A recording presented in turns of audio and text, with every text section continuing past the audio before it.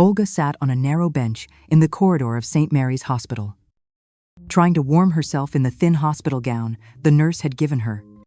The sterile white walls, the smell of disinfectant, and the doctor's echoing footsteps on the polished linoleum seemed unreal, as if everything was happening to someone else. The surgical consent forms were already lying on the clipboard beside her. All that was left was to sign, and in a few hours her kidney would be transplanted to her brother. Family duty. Olga repeated to herself like a mantra. That's what her mother had said. That's what her father had whispered in her ear. That's what her brother's wife had insisted upon. It seemed like everyone around her was certain that it was her responsibility to save Roman, the family favorite. She closed her eyes and tried to remember when exactly her life had begun to revolve around other people's expectations. Maybe it started when she decided to leave her husband after discovering his affair, or when she was left alone with a small daughter and heard the cold judgment from her mother, "You should have worked things out with your husband, not gotten divorced." All this time, Olga had held on for Masha, for their modest two-bedroom apartment in the suburbs of Cleveland, for quiet evenings with Disney movies and bedtime stories, for simple Sunday walks to the park. Their world was small but real. And only now, when the conversation turned to her brother's life, the family suddenly remembered her not as a beloved family member, but as a donor. Roman had always been his parents' favorite. The eldest son, charismatic, self-confident, with a beautiful wife and his own construction business. At family gatherings, it was he who sat at the head of the table next to their mother, while Olga sat in the corner, feeling invisible. Words of praise were reserved for her brother. While she received only criticism, either her apartment wasn't nice enough, or her daughter was too quiet, or her teacher's salary was embarrassing. And now he was lying in the ICU, pale and gaunt, but still managing to project that familiar authority. "I need a donor," he said with a strained smile. "And you're the only match." Olga's heart ached. He spoke as if it wasn't about her health, not about years of recovery, but about something obvious, as if it was his right to take and her duty to give. Masha, her 8-year-old daughter, listened to the conversation with a worried frown. She didn't interrupt the adults, but her eyes were alert and anxious. Olga knew that her daughter noticed everything, even what adults preferred to keep hidden. In recent weeks, Mother Galina had practically moved in with them, from morning to night. She told stories about how the family always stuck together. When Grandpa had his stroke, everyone took turns at his bedside. When Aunt Maria had cancer, the whole extended family pooled money for treatments. "And now it's your turn to show what family means to you," she repeated every evening. Olga tried to object, but each of her arguments crumbled under her mother's stern gaze. Galina's eyes clearly conveyed, "If you refuse, we'll all turn our backs on you." Even her father, Alexander, remained silent. He'd always avoided confronting his wife, and now he just nodded quietly, supporting her position. Only Masha whispered to her mother one evening, "I don't want you to have surgery for Uncle Roman. Something feels wrong about this." Olga stroked her daughter's hair but didn't respond. There was too much pressure around her, too little strength to resist. In the hospital corridor, she was shaking not only from the cold, but also from feeling trapped. It was as if everything had already been decided for her. The doctors had called her an ideal donor, perfect tissue compatibility, excellent health, no contraindications. Olga glanced at the wall clock. There was only an hour left before they would wheel her into the pre-op room. Footsteps echoed in the hallway. A nurse had come to remind them that they needed to prepare for transfer. And at that moment, Olga caught her daughter's gaze. Masha was standing by the wall, clutching her backpack, looking at her with such seriousness that it made her heart ache. There was no childish helplessness in that look, only determination. For the first time, Olga thought that perhaps her daughter would be her only ally in this ordeal. Masha had heard the first warning bells, not when Roman was hospitalized, but earlier, long before the diagnosis. In the fall, returning from school, they had accidentally spotted their uncle at the Westfield Mall. He was supposed to be on a business trip in Chicago, or so their grandmother had said. Instead, he was standing outside TGI Fridays in a dark jacket with a woman who wasn't in any family photos. They were laughing, standing too close, touching too casually. Roman noticed Olga and looked confused for a second, then recovered. The Chicago deal had fallen through. His business partner had flown in from Detroit. They were discussing contracts, and that same confident smile. For Olga, this explanation was enough, none of her business. For Masha, it wasn't. She remembered the date and time. Then there were the oddities. Roman began showing up unexpectedly too often, either to visit his niece or to grab some of Olga's homemade cookies. Each time, he asked to borrow her iPhone to check his email or make a Venmo transfer, then returned it quickly. But Masha couldn't help but notice how his hands were shaking. He typed messages so frantically, as if afraid someone would look over his shoulder. Once he stayed in the bathroom longer than usual, and Masha, passing by. I heard the sound of pill bottles and whispered phone conversation. 2 more bottles, and that should be enough. Roman emerged looking different, hollow-faced and vacant-eyed, filled with exhaustion. Masha wasn't an adult, but she was observant. She got herself a small notebook with a cat on the cover. In it, she wrote Wednesday, 6:40 p.m. Uncle came. Said he was meeting someone.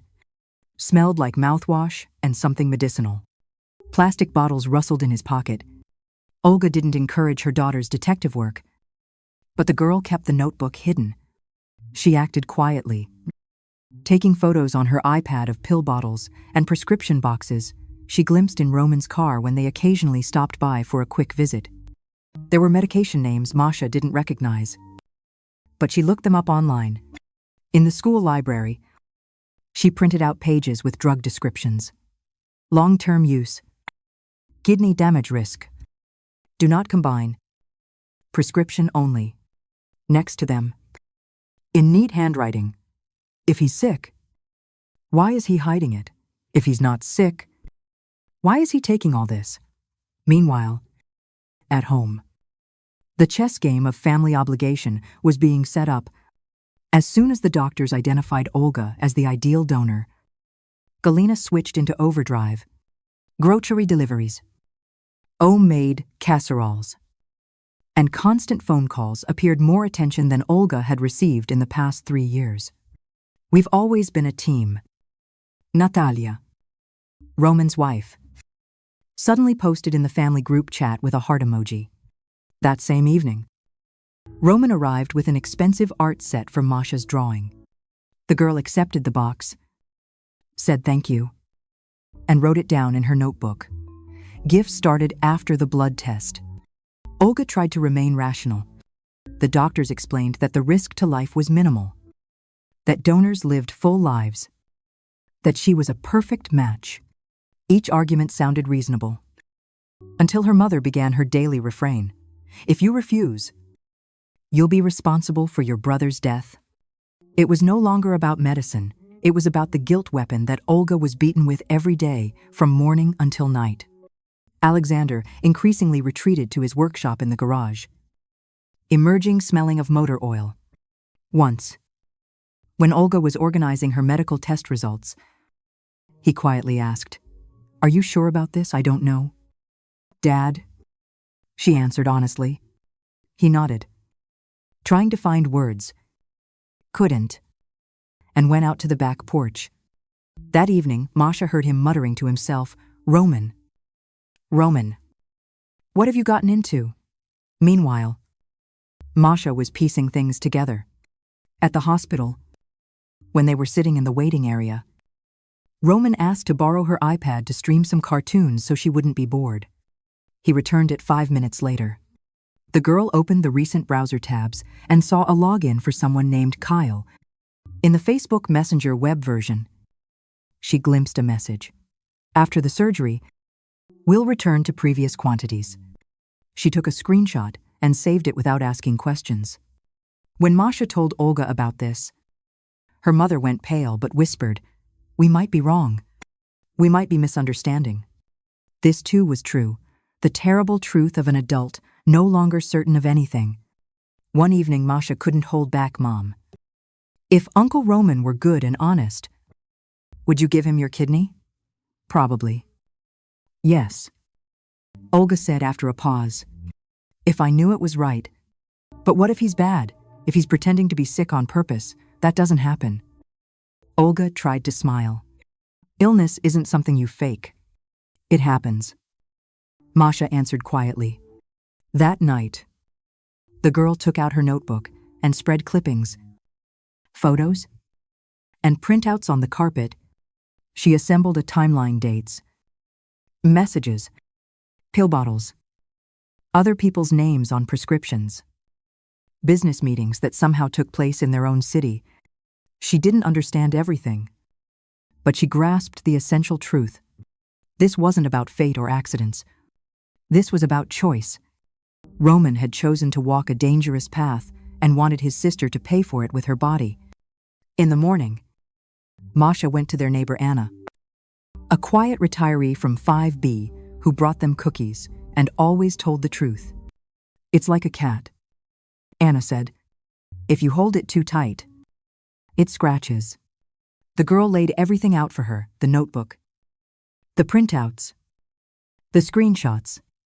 Anna was quiet for a long time, stroking Masha's shoulder, then said, "We'll go to the doctor and the hospital administrator, and if necessary, to the police. And we'll do it before your mother is taken into surgery." "They won't let me in there," Masha said. "They'll let me into the pre-op room if you ask correctly. If you speak up at the right moment." When Olga came home, Masha made up her mind for the first time. "Mom, if it's too late to change your mind tomorrow, change it today." "I can't." Olga leaned wearily against the doorframe. "Everyone's expecting this. Everyone except me." Masha said, "I'm expecting you to stay with me." These words didn't cancel the surgical schedule or break the family web. But for the first time in weeks, they cut through the fog in Olga's head. She suddenly understood clearly that saying yes to them meant saying no to herself. And perhaps for the first time in her life, she questioned her family's right to control her body.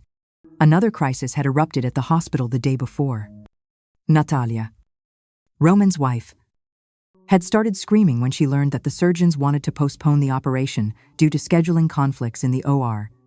"He's getting worse. You have to do it immediately." She shrieked until her voice was hoarse. Olga watched and thought, there's a lot of fear in this hysteria. But even more is the habit of demanding. And in that demanding tone, it was as if there was no person named Olga at all. That night, Masha didn't sleep. She checked her iPad's battery, reread her notes, kept the hospital administrator's number in her pocket. And as it might have seemed to an adult prepared for a confrontation, in reality, she was preparing for the only conversation that could give Mom back the right to say no. In the morning, as Olga was putting on her hospital gown, Masha said quietly, "If you get scared, look at me. I'll say out loud what you're afraid to say." The morning was overcast. Outside the window, the sky hung like a gray sheet, as if it too knew that today something would go wrong. Olga woke up in the hospital bed feeling exhausted, as if she hadn't slept at all. Masha sat on a chair by the window, holding the same backpack where she'd hidden the notebook, printouts, and iPad. The girl looked quiet and composed, as if she faced a test she'd been preparing for all night. A nurse entered the room. "Time to get ready. We'll be transferring you to pre-op soon," she said cheerfully. As if it were a routine procedure, Olga nodded, and without turning to her daughter, suddenly felt cold fear spread across her skin. It wasn't ordinary fear of anesthesia. It was the feeling that she was being taken to a place from which she would return as a different person. Her parents arrived just before the transfer. Galina beamed, as if at a wedding. "My daughter, today is your day. You're going to do something magnificent. You're going to save your brother." Her voice trembled with excitement. Olga looked at her mother and felt emptiness. Magnificent. For whom? For her brother, who hadn't even apologized for years of put-downs. For her mother, who for years had repeated, "You're a disappointment to this family." Alexander stood slightly aside. He wanted to say something, but, as usual, remained silent. He only met Masha's gaze, and she caught it. There was fear in his eyes, fear that his daughter would take a step from which there would be no return. Roman was being prepared in the adjacent wing. Natalia, his wife, was rushing down the hallway, constantly on her phone. "Yes. He's hanging in there. Yes. The donor is his sister. Everything's perfect." She spoke as if describing a guaranteed business deal. Olga lay on the gurney as a nurse wheeled her down the hall. Masha walked alongside, gripping the handrail. The girl's heart was pounding. Now or never. "Mom," she whispered, leaning over. "You can still refuse." "I can't." "Masha," Olga answered tightly. "You see, everyone's counting on this." The preoperative room was bright and sterile. The anesthesiologist was checking the IV line. The surgeon was reviewing paperwork.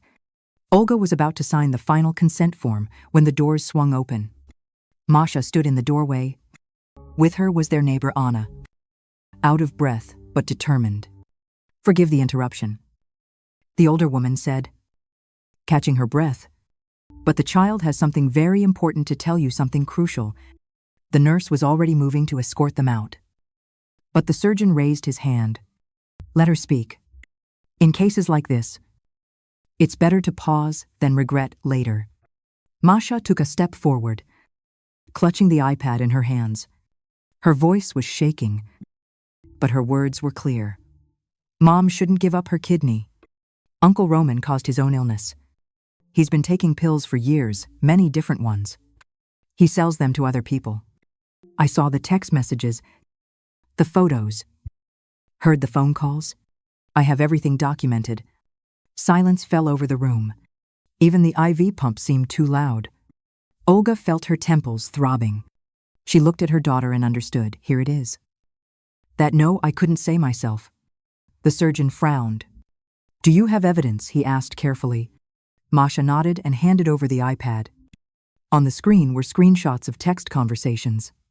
"After the transplant, we'll return to previous quantities." Photos of prescription bottles with other people's names.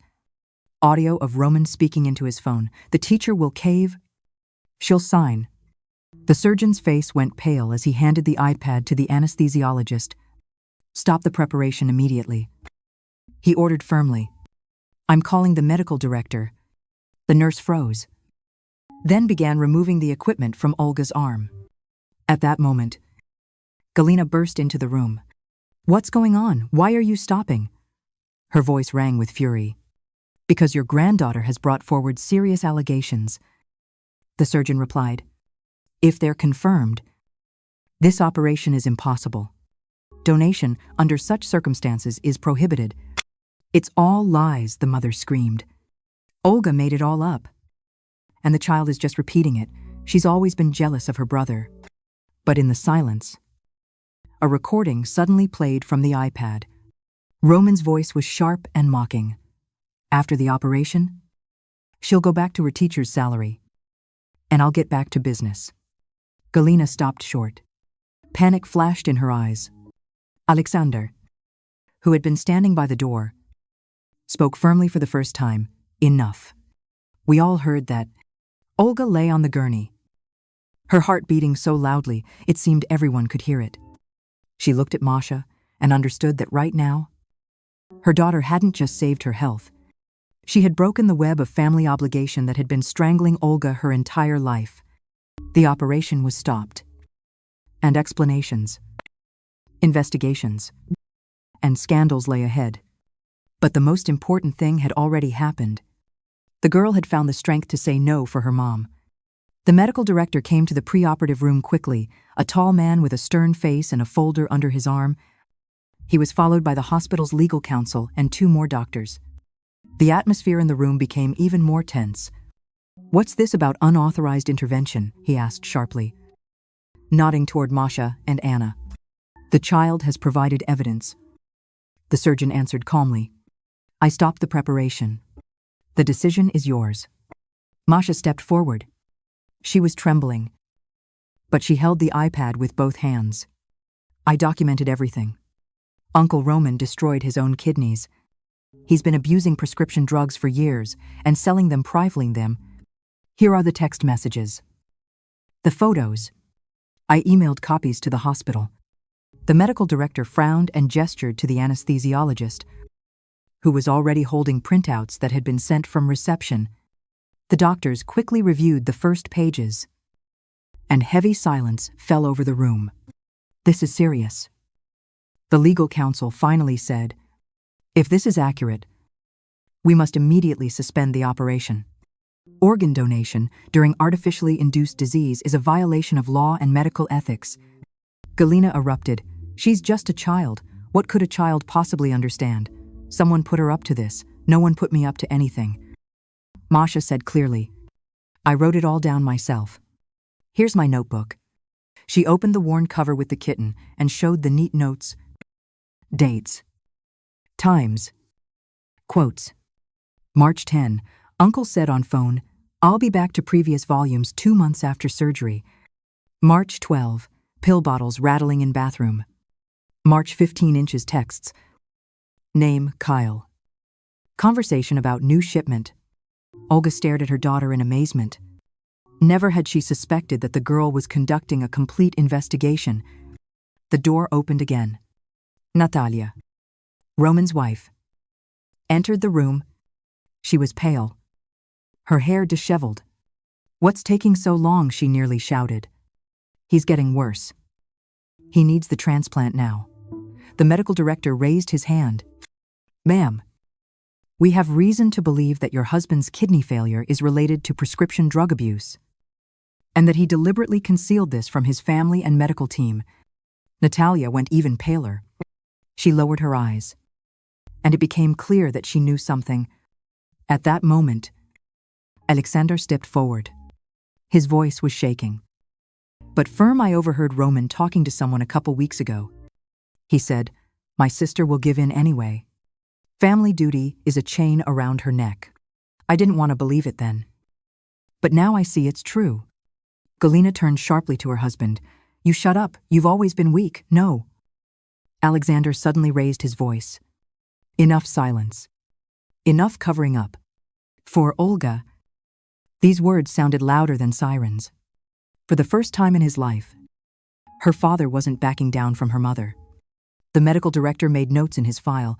"The operation is cancelled. Patient Roman will be transferred to another unit. The materials will be turned over to law enforcement." "You have no right," Galina cried. "This is a family matter." "No." The legal counsel answered coldly. "When it involves potential criminal activity, it becomes a matter for the state." Half an hour later, police arrived at the hospital. Masha and Anna were taken to an office, where she presented all her records, photographs, and screenshots. The girl spoke quietly but confidently. Every word was recorded in the official report. Olga sat beside her, holding her hand, barely holding back tears. For the first time in many years, she felt that she wasn't alone. Her mother was raging in the corridor. Galina was screaming at doctors, accusing everyone of betrayal. But no one was listening anymore. Even Alexander stood silently by the wall, staring at the floor. But his silence was different now. Not cowardice, but an ending. The end of her tyranny. Late that evening, Olga returned to the hospital room. Masha was settled in the bed next to her, and the girl had fallen asleep with her face buried in the blanket. Olga sat beside her and looked at her daughter's small face. You saved me, she whispered. You did what I couldn't bring myself to do. Tears rolled down her cheeks. But for the first time, they were tears of relief.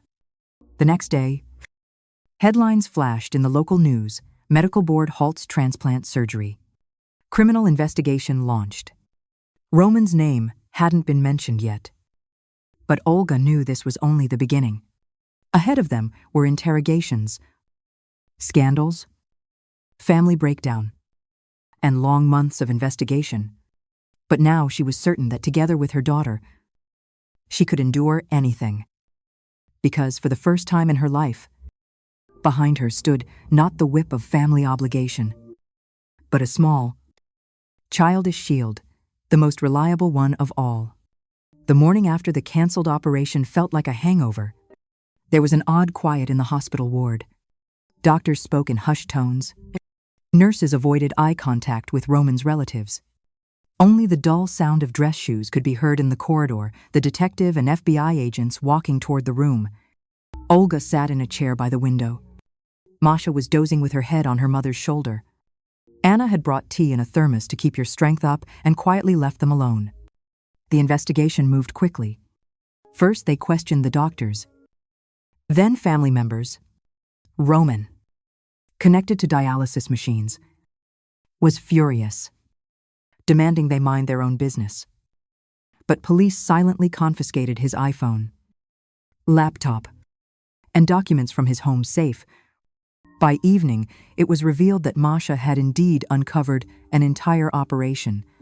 Encrypted WhatsApp conversations, agreements with distributors, and receipts for fictitious medical supply deliveries were found in his business accounts. You don't understand, Roman shouted as federal agents escorted him out. I'll die without the transplant. This was all her revenge, but no one was listening.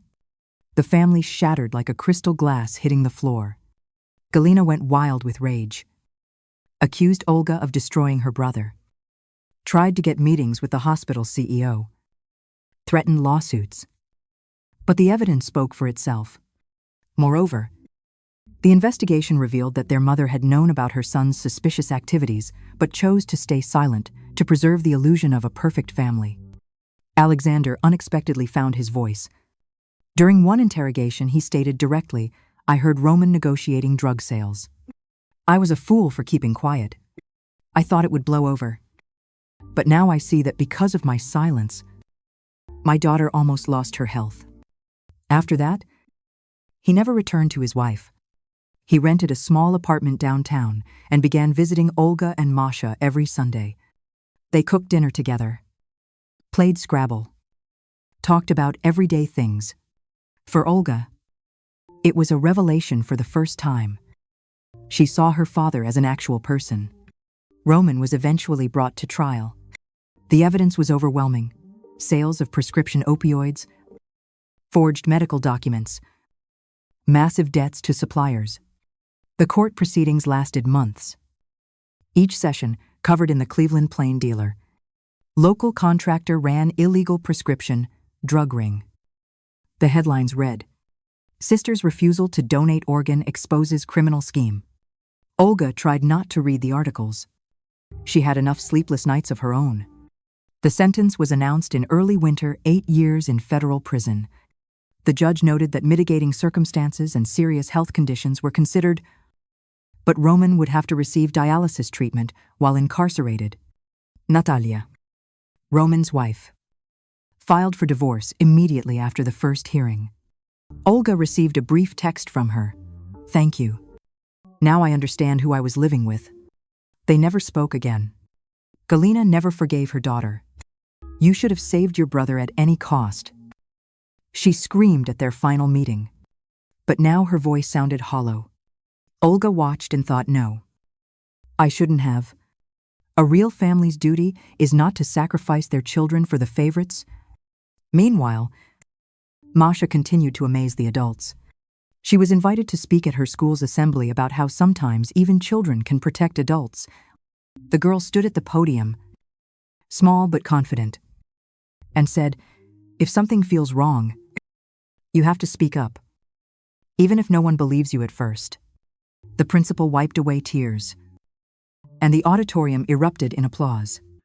Olga continued teaching at the elementary school. But now there was new strength in her voice. She was no longer intimidated by colleagues who had once whispered about the divorced teacher. She knew she had the bravest daughter in the world by her side. One evening, while they were baking apple pie together, Masha asked Mom, "Are you proud of me?" Olga smiled and hugged her tight. "You saved my life. How could I not be proud?" 6 months passed. Their life became Keter. But inside there was a feeling that a new chapter had begun.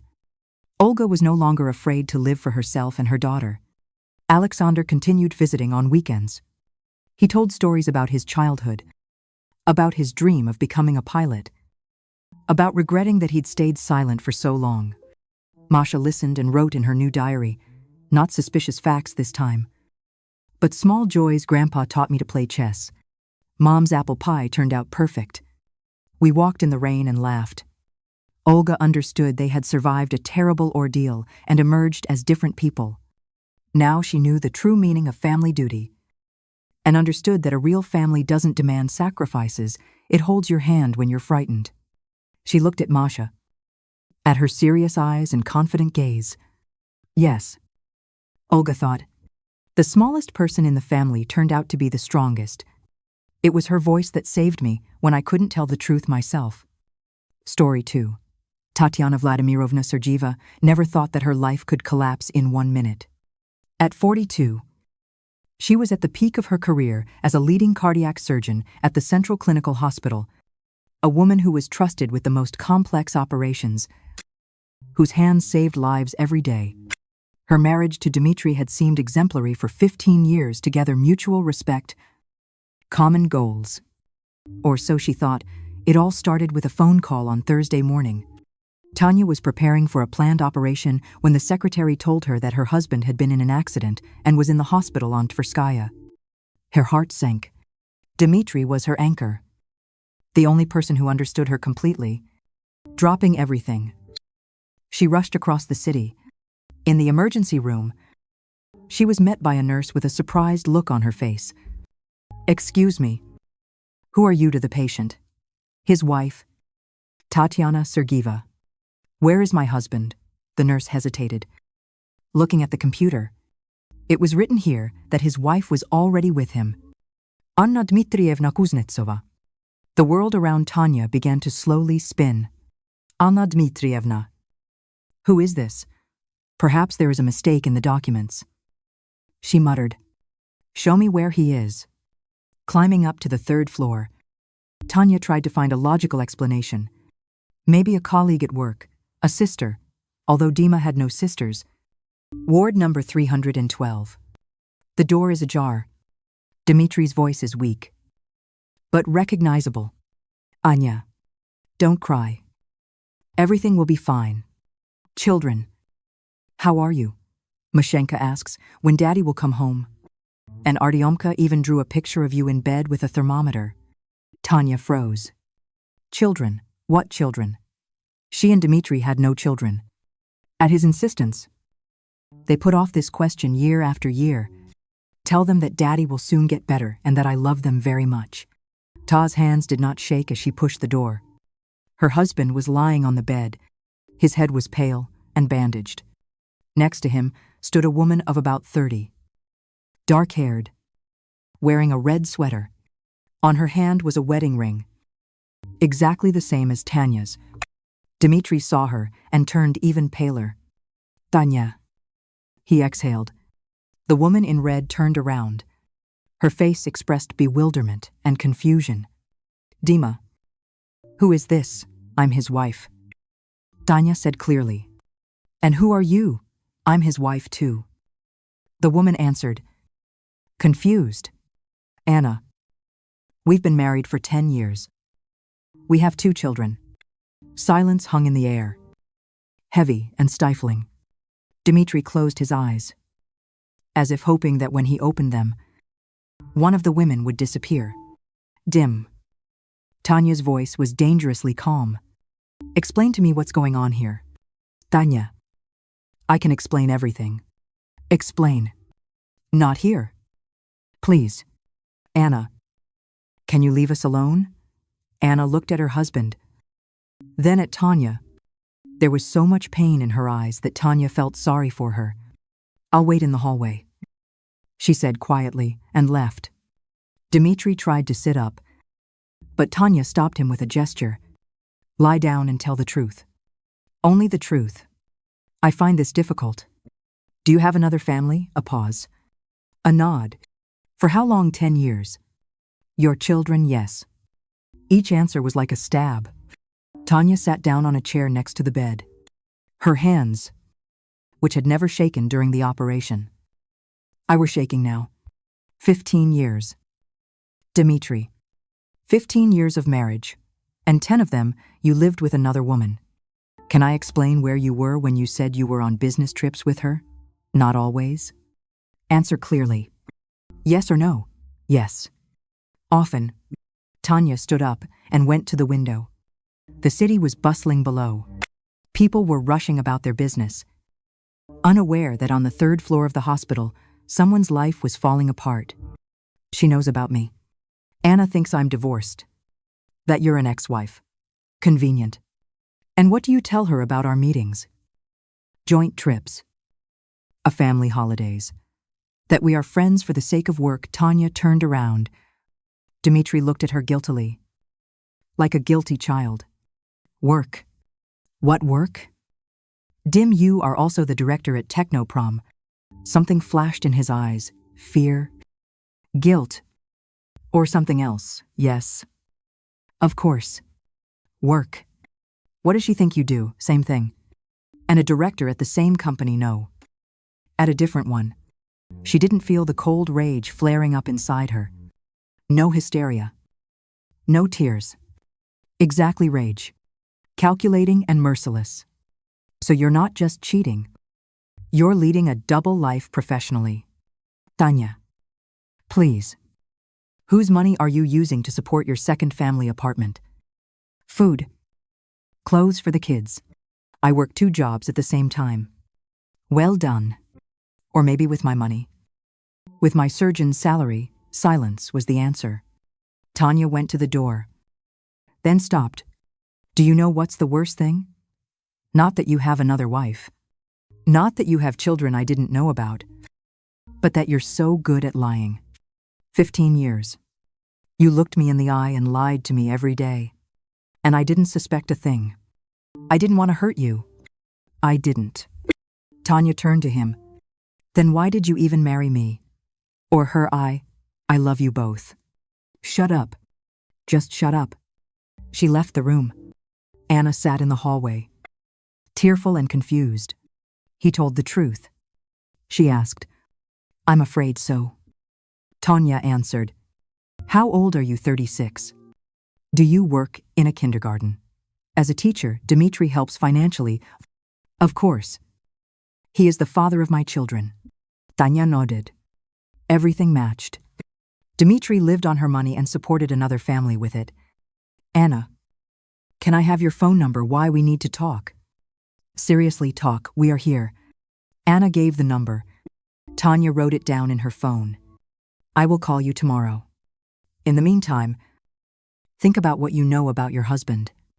As Tanya walked down the stairs, she thought the shock was wearing off, and her analytical mind was turning on. Something in Dmitri's story didn't add up. Too many questions. Too little logic. If he works as a director, where is the money? His salary? Even a good one. I wouldn't cover the expenses of 2 families in Moscow. Apartments. Cars. Vacations. All of this cost money. Big money. And that look, when she asked about work. He was definitely hiding something. Tanya got into the car and took out her phone. She dialed her best friend's number. Sveta.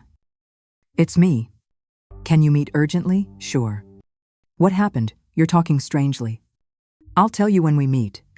Our cafe is in an hour. I'll be there. The Vremena Goda Cafe on Tverskaya was their traditional meeting place.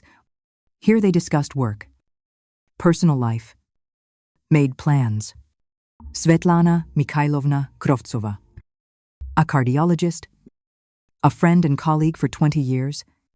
If anyone could give advice, it was only she.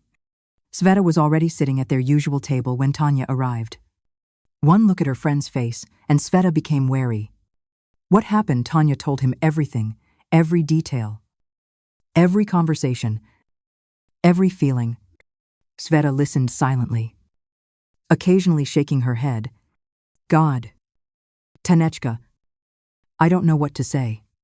Sveta. I want to know the truth. The whole truth. It seems to me that he is hiding much more than just a second family. What are you going to do? I don't know yet. But I will definitely not sit idly by. Sveta poured tea into a cup. Her hands were also shaking slightly. You know, Tanya, maybe we should hire a private detective, find out everything to the end. I'll figure it out myself. I have connections, opportunities. Just be careful. If Dmitri is capable of such a lie, who knows what else he's capable of? Tanya nodded and finished her tea. In the evening, she returned home, moving with Dmitri to an apartment in the center of Moscow, a 3-room apartment with a view of the Kremlin. Bought with her money 5 years ago. Dmitri was not there. He was in the hospital. She did not walk around the apartment, carefully examining everything that had previously seemed familiar and native. Dmitri's office. The computer is locked with a password, but Tanya has her own methods. In the cabinet, there are folders with documents. Tanya opened one of them. Income certificates. All fake.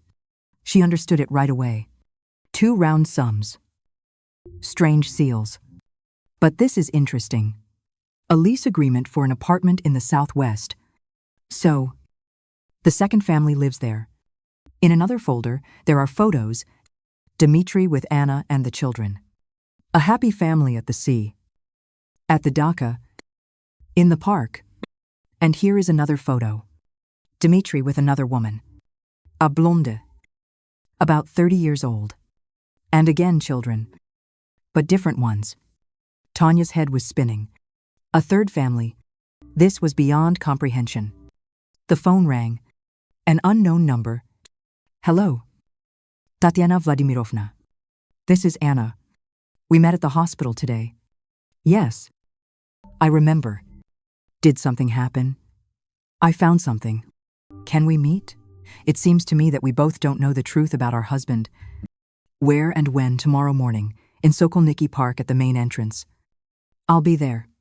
Tanya hung up and looked at the photos again. She would find out more tomorrow. In the meantime, she needed to carefully study everything Dmitri had left at home. In the desk drawer, she found another surprise, a passport in the name of Dmitri Anatolyevich Petrov, not Kuznetsova, as in their marriage, but Petrova, and it was given out in St. Daudio, Petersburg, so even the name was a lie. Tanya sat down in a chair and closed her eyes. 15 years of marriage turned into 15 years of deception. But that wasn't the worst thing. The worst thing was that she didn't suspect anything.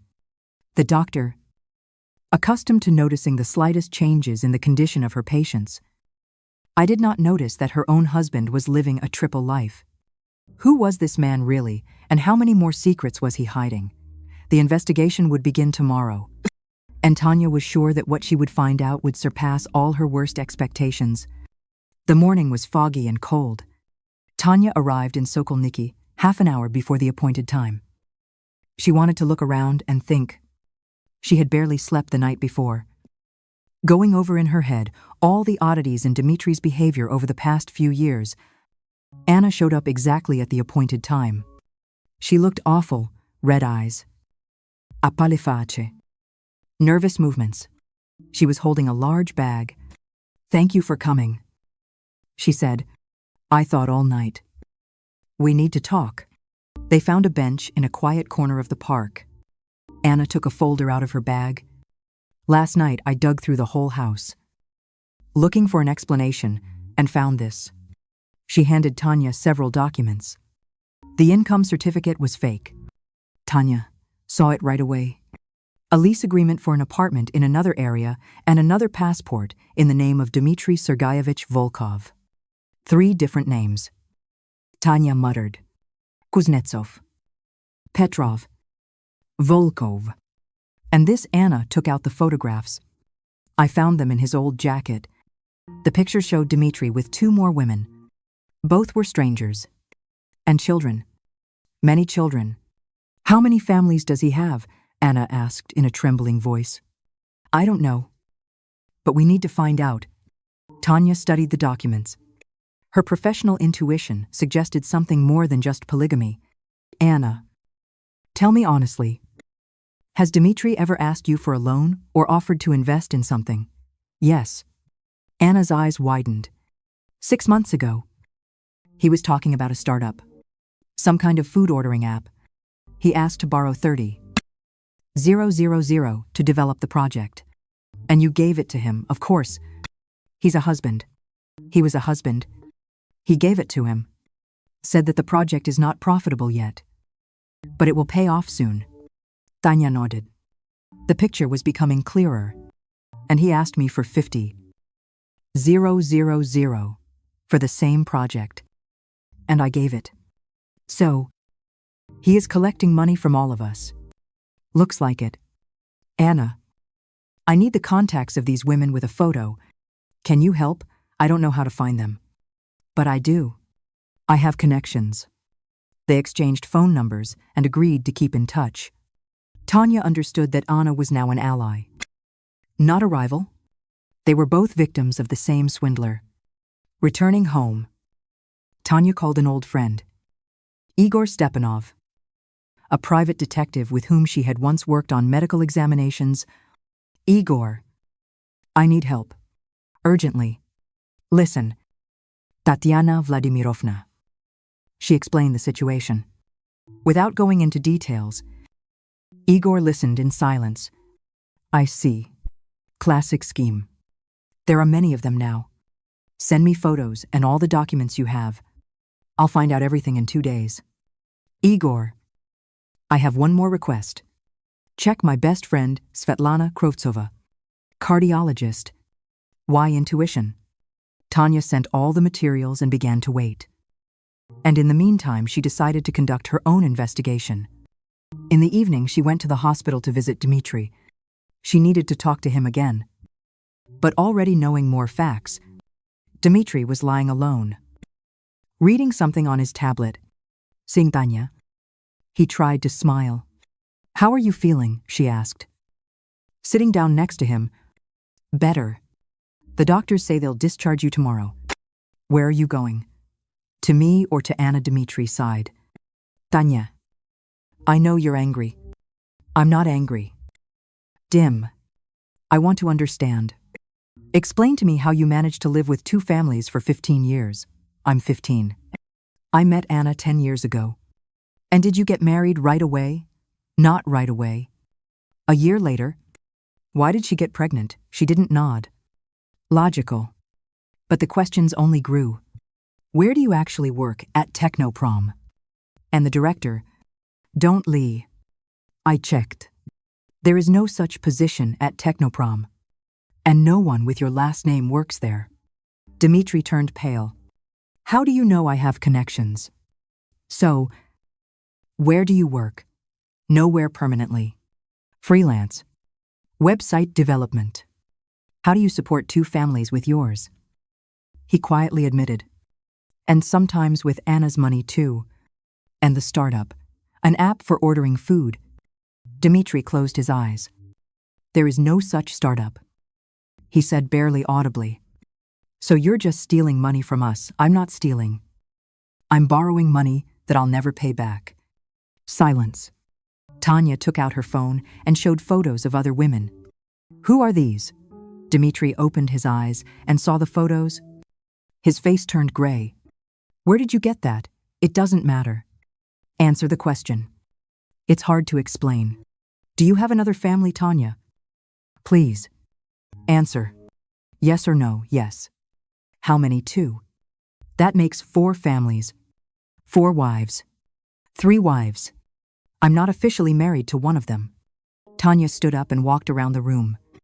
4 families. It's beyond comprehension. How do you do it? How do you manage to deceive 4 women at once? Each one has her own schedule. Anna thinks I'm away on business. You thought the same thing. The rest also think you're their only husband. Yes. And they all have children. 3 of them. How many children do you have in total? 7. 7 children. 4 women. 15 years of deception. Tanya sat down on a chair. Her legs were giving out. Do you understand what you're doing? You've ruined the lives of 4 women and 7 children. I didn't mean to. Shut up. Just shut up.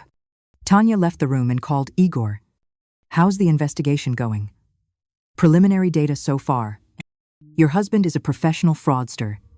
His real name, Dmitry Alexandrovich Morozov. Convicted of fraud in St. Petersburg. Then the trail went cold. Apparently, he changed his documents and moved to Moscow. And what about his friend? That's more interesting. Svetlana Mikhailovna Kravtsova has been seeing your husband regularly for the last 6 months. There are photos from the restaurant. From her apartment. It looks like an affair. The world has been shaken again. Sveta, her best friend. The one who has been her support for 20 years. Are you sure? Absolutely. I can send a photo. Send it. A minute later. The photos arrived on the phone. Sveta and Dmitry in a restaurant. They are holding hands. Sveta is laughing. In another photo, they are kissing at the entrance to her house. Tanya sat down on a bench in the hospital corridor. Sveta knew. She knew all the time and kept quiet. Moreover, she was meeting with Dmitry behind her back. The phone rang. Sveta called. Tanya. How are you? How are you feeling? Fine. Tanya answered coldly. Maybe we can meet today. Talk I can't. Business.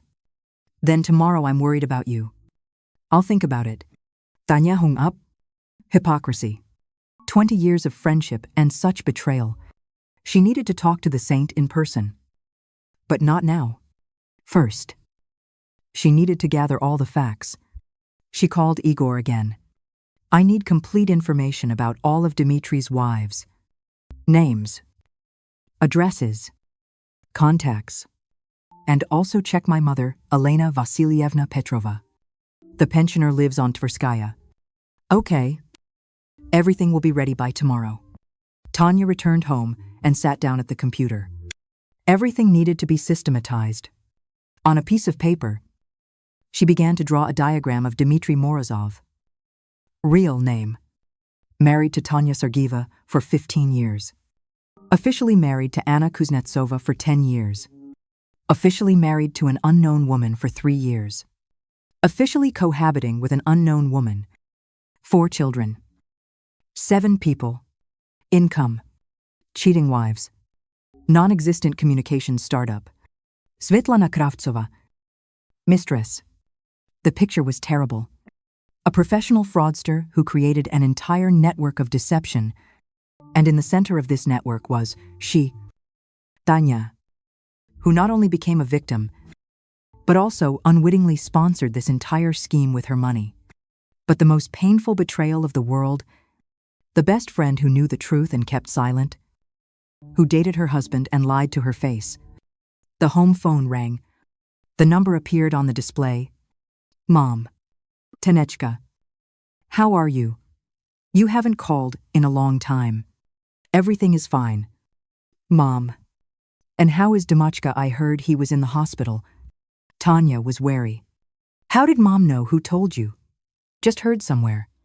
Nothing serious. Mom. Do you often see Dima? Sometimes. He is my son-in-law. Still. When was the last time he came by? Last week. He brought Dostinets. Tanya felt that she was still suffering inside. Mom is hiding something too. Mom. We need to talk. Seriously talk. About what? Daughter O. Dima. Come tomorrow evening. Okay. What happened, I'll tell you tomorrow. After hanging up, Tanya went to the window. Evening Moscow sparkled with lights.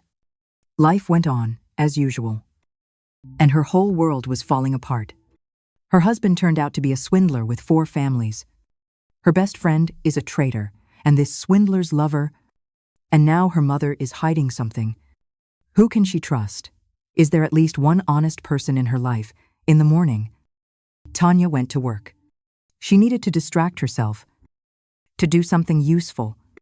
Open heart surgery is exactly what required full concentration. In the operating room, she forgot about everything. Only the patient. Only the work. Only the life that needs to be saved. 3 hours of the most complicated operation, and the heart started beating correctly again. Excellent work. Tatiana Vladimirovna, said the assistant. Thank you. How is the patient doing in the ward intensive care? Stable. Tomorrow we will transfer him to a regular ward. Tanya left the operating room and saw Sveta. Tanya, can I talk? I can't now. After lunch. This is important. It concerns Dima. What exactly? Sveta looked around. Not here. Let's go to my office. In the office? Sveta closed the door and turned to Tanya. I have to tell you something. Adimya. Speak up. He is not who he seems. In what sense? He is a fraud. He has other women. Other families. Tanya looked at her friend carefully. How do you know this? I have suspected for a long time and decided to check. How long have I suspected? 3 months. Maybe more. And I kept quiet. I didn't know how to tell you. I was afraid to hurt you. Sveta. Have you ever met him yourself? Pause. Too long a pause. What do you mean? Answer directly. Yes or no, Tanya. I have photos. You and Dima are in a restaurant. You're kissing. Sveta turned pale and sank into a chair. How did you find out? It doesn't matter. How long has this been going on? Half a year. And did you know about his other wives? I didn't know. I swear. You thought he was going to divorce you? Did he say that? Yes. He said you'd been living like neighbors for a long time. That there is no love, and you believed it. I fell in love with him. Tanya stood up and went to the window. Another betrayal. Another lie. 20 years of friendship. Sveta. 20 years. I didn't want to betray you. It happened by itself. Nothing happens by itself. You made a choice. Tanya. Please forgive me. No. I will never forgive. Tanya left the office. In the hallway, she stopped and leaned against the wall. Her legs were shaking. It was hard to breathe. Her world had completely collapsed. There was no one left to trust. No. There was only one. Igor Stepanov, the private detective who had helped her find out the truth. She dialed his number. Igor, do you have information? Yes. Let's meet when it's convenient. I can now. The Café on Tverskaya. Where we met last time. I'll be there in an hour. Igor was already waiting for her at the cafe with a thick folder of documents. Get ready for trouble. He said right away. What I found out won't make you happy. Speak up. Dmitry Alexandrovich Morozov. 38 years old. Professional fraudster. Convicted in St. Petersburg for creating a financial pyramid. Served 2 years. Got out 5 years ago. Since then, he has been living in Moscow under false documents. The documents are fake. Some of the passports are real, but were obtained using fake certificates. He has connections in the passport office. And his family. 4 women. All consider themselves his wives. 2 are officially married. 2 are living in a civil marriage. 7 children from 4 to 15 years old. Do they know about each other? No. Each one thinks that she is the only one. How does he live? He deceives his wives. He extorts money under various pretexts. Startup. Investments. Loans. He has collected about 2 million rubles in the last 2 years, and my friend Svetlana Kravtsova has been dating him for 6 months, and also gave him 300,000 for business development. And Mom Igor paused. This is the most interesting part. Your mother has been receiving money from Dmitry for 3 years now. Arshur. 000 a month. For what? For silence. She knows about his other families. Tanya closed her eyes. Even her mother, her own mother, sold her for money. Is there evidence? There is. Transfers to her card. Recordings of phone conversations. Recordings. Dmitry records all important conversations. Probably. For insurance. I have a recording of his conversation with your mother from 2 months ago. Igor turned on the recorder. Dmitry's voice, Elena Vasilievna. How are you? Good. Dimochka. And you? Fine. Listen. Does Tanya suspect anything? No. I don't think so. But she started asking questions about your business trips. What questions? Why do you travel so often? Why don't you take her with you? And what did you answer? That you have a responsible job. That not all wives are taken on business trips. Good. Elena Vasilievna. You understand that if Tanya finds out the truth, everyone will be in trouble. And you too. I understand. Dimochka. I'm silent. I'll transfer the money tomorrow. Arshur. Ling ling ling. As usual. Thank you. The recording ended. Tanya sat motionless. Mom knew and kept quiet for the money. Igor. I need all the materials. Documents. Records. Photographs. Everything. Why I want to arrange a meeting for them. All at once. What are you planning, Justice? Igor handed her the folder. Be careful. Tatyana Vladimirovna. Fraudsters are dangerous people. I'm a doctor.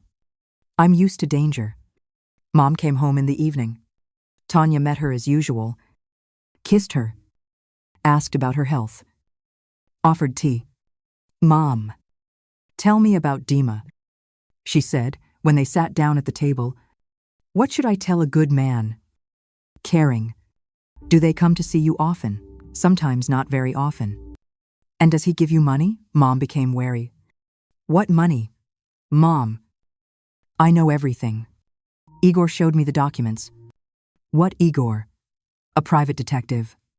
I have a recording of your conversation with Dima. Tanya turned on the recorder. Mom listened, becoming paler and paler. Tanichka. I can explain. Explain. He said that if you find out, you will file for divorce. And he needs time to solve the problems with the business. What problems? What business? He said that the difficulties were temporary, that everything would soon be fine. Mom. He doesn't have any business. He's a swindler. He has 4 families. It can't be. Maybe you helped him deceive me for 20,000 a month.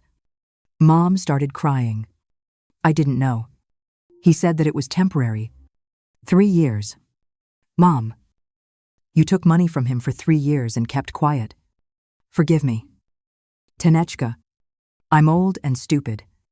You're not stupid. You're greedy. You sold your own daughter for money. Tanya stood up. Mom. We have a corporate party at our clinic tomorrow. Come. At 7:00 p.m. Why, you'll see. After Mom left, Tanya sat down at the phone. She had to organize everything. Tomorrow everyone would know the truth. Everyone who betrayed her. She dialed Anna's number. Anna was Tanya. There's a corporate party at my clinic tomorrow at 7:00 p.m. I'll send you the address. You should definitely come. Why? You'll see. Then she found the contacts of Dmitry's 2 other wives. Igor gave her the numbers.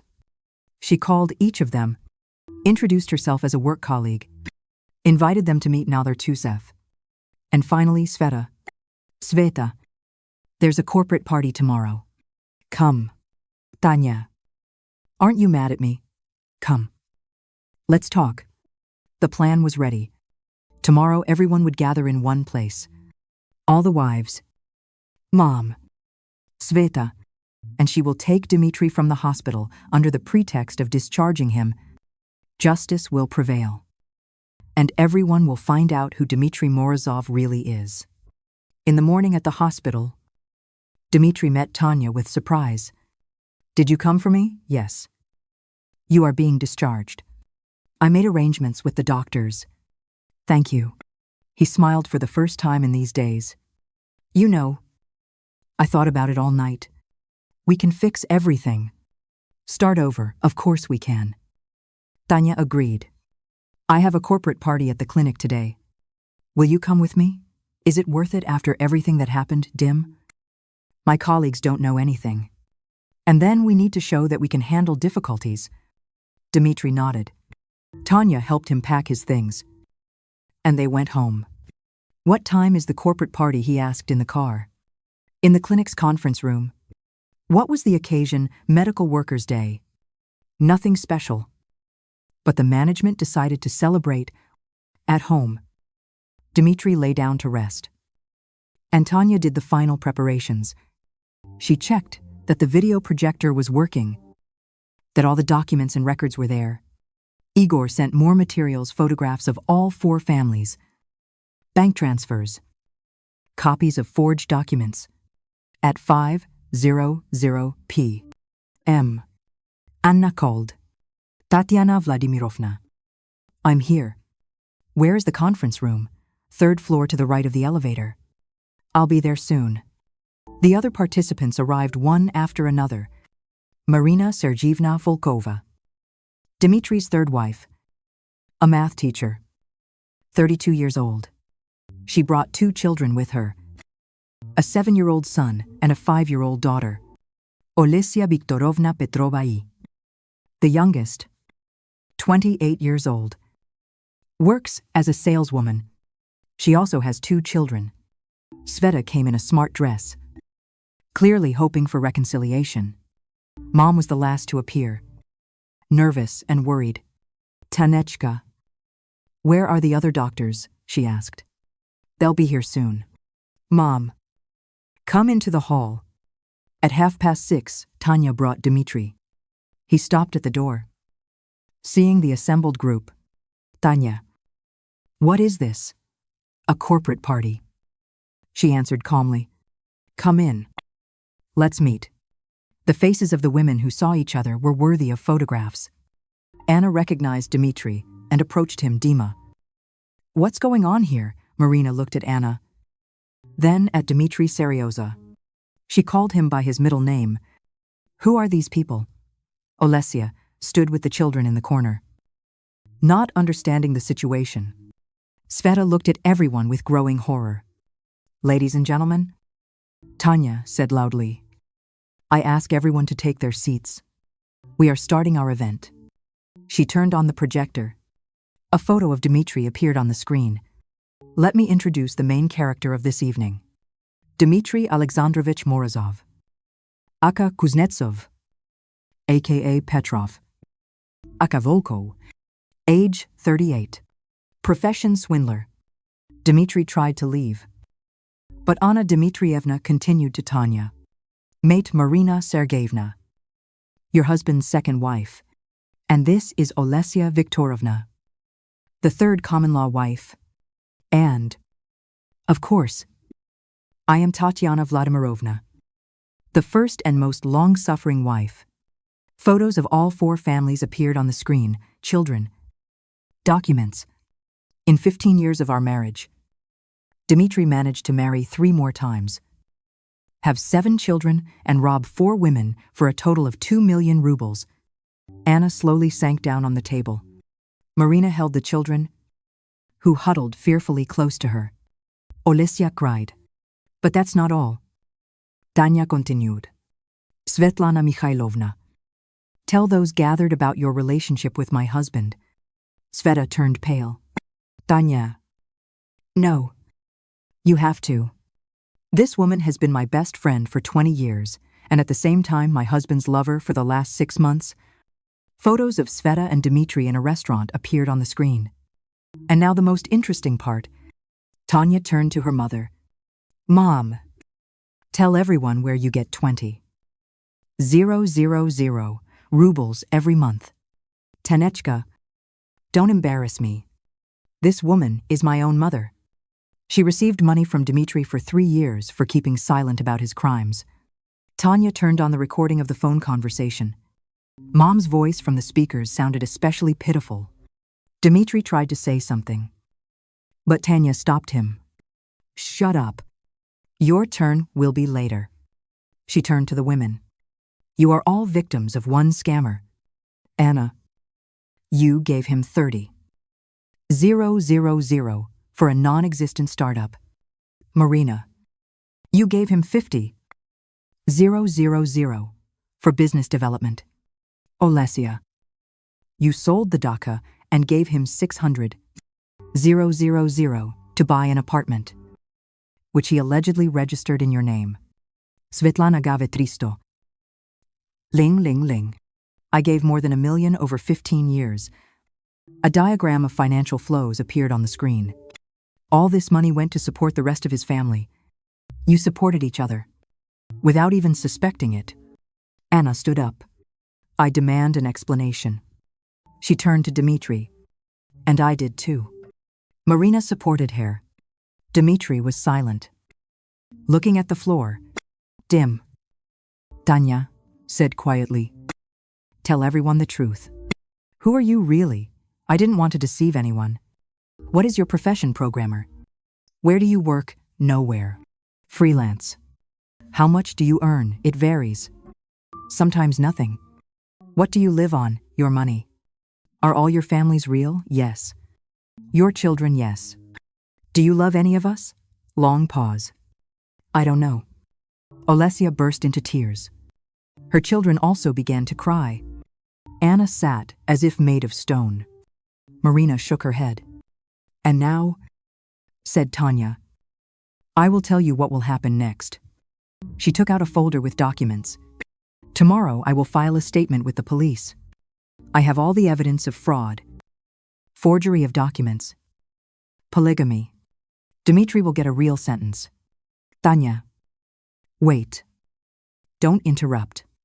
Secondly, I'm filing a claim for damages. Dmitry's bank accounts have already been frozen. True. There's almost nothing there. Everything's been spent. We'll be left without money. Olesia whispered. Not everything. Dmitry has something valuable that he hasn't told you about. Documents for an apartment in an elite area of, from, Moscow appeared on the screen. A 3-room apartment in the city center cost 8 million rubles, registered to a front man, but in fact belongs to Dmitry. Everyone looked at him. This apartment will be sold. The money will be divided between the victims in proportion to the damage. And the children, Marina asked. What will happen to the children? The children are not guilty of anything. A special fund will be created for them. Tanya turned to Sveta. Svetlana Mikhailovna, submit your resignation letter tomorrow. There is no longer room in our clinic for people who betray their colleagues. Tanya, we are friends. We were friends. You sold 20 years of friendship for a 6-month affair with someone else's husband. Sveta stood up and left. Slamming the door, Tanya looked at her mother. Mom, the money you got from Dmitry needs to be returned. All 720,000 for 3 years. I don't have it. Will you sell the dacha? Stop living on dirty money. Mom left too. Sobbing. 4 women, 7 children, and 1 swindler remained. And now the last one. Tanya said, something that even Dmitry didn't know. Documents from the pharmaceutical company Biomet appeared on the screen. I am not just a doctor. I am the heiress of a large pharmaceutical business. My late aunt bequeathed to me a controlling stake in the Biomet company. My share is worth 50 million rubles. Dmitry raised his head for the first time that evening, showing interest.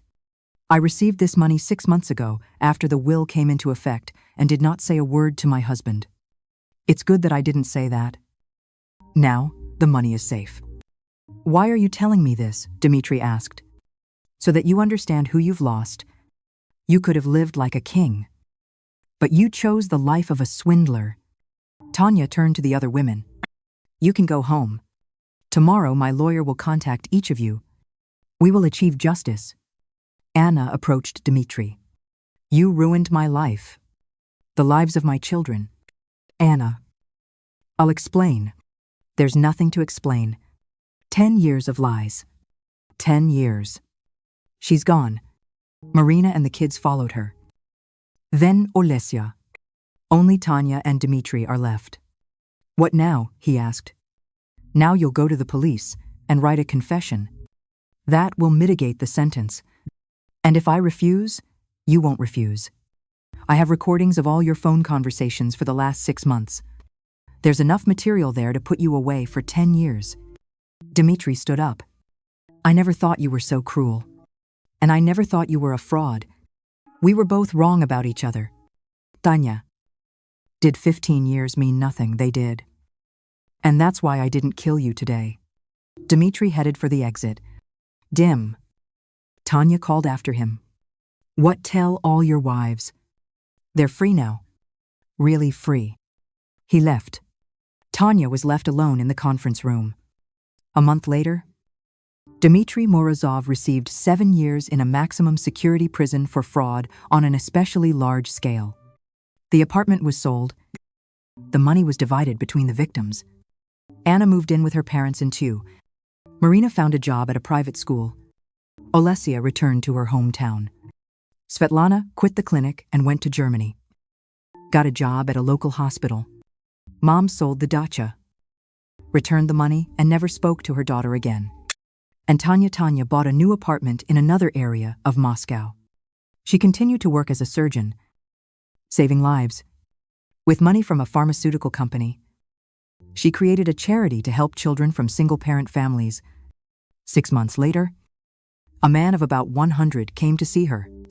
Anton Viktorovich Sokolov, a cardiologist from St. Ix, Petersburg, had moved to Moscow for work. He needed to pass a medical examination. Dr. Sergeyeva. He asked at the door of the office.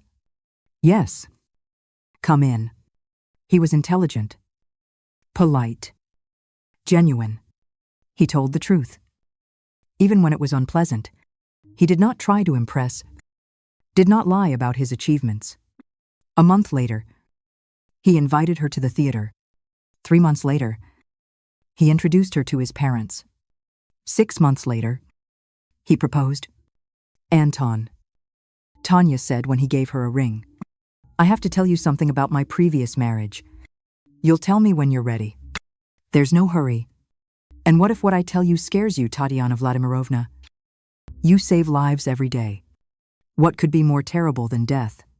She told him everything about Dmitri. About betrayal. About revenge. Anton listened silently. And what do you think she asked at the end? I think you did the right thing. Justice must prevail. Don't you think I'm cruel? I think I'm strong and honest. And that's why I want to spend the rest of my life with you. They got married a year later. Quietly. Without pomp. In a small circle of close friends. Anton adopted 2 children from an orphanage. A boy and a girl, who were left orphans after their parents died in an accident. The family turned out to be strong and honest. Without lies. Without secrets. Without betrayal. Exactly the one Tanya dreamed of 15 years ago. When she married Dmitri. Sometimes, lying in bed next to her husband in the evening, she thought about that time. About pain. About betrayal. About the place. Was it right to punish so cruelly everyone who deceived her? Yes. It was right. Because the truth is always better than a lie. Even if the truth hurts. And most importantly, she no longer blindly trusted anyone. Checked. Analyzed. Thought. And therefore, no one could deceive her anymore. Dmitri left the colony after 5 years of imprisonment. Tried to contact Tanya. But she did not answer his calls. He married a cellmate, a woman who was serving time for theft. They moved to a small town in the Urals and no longer deceived anyone simply because in a small town, everyone knows everyone by sight. And Tanya lived on. It worked. Raised children. Loved her husband and was truly happy with the happiness that comes only after great pain and great losses. Because only after losing everything can you truly appreciate what you have. Thank you for listening to the end. If you found the story interesting, subscribe to the channel and like it so you don't miss new videos.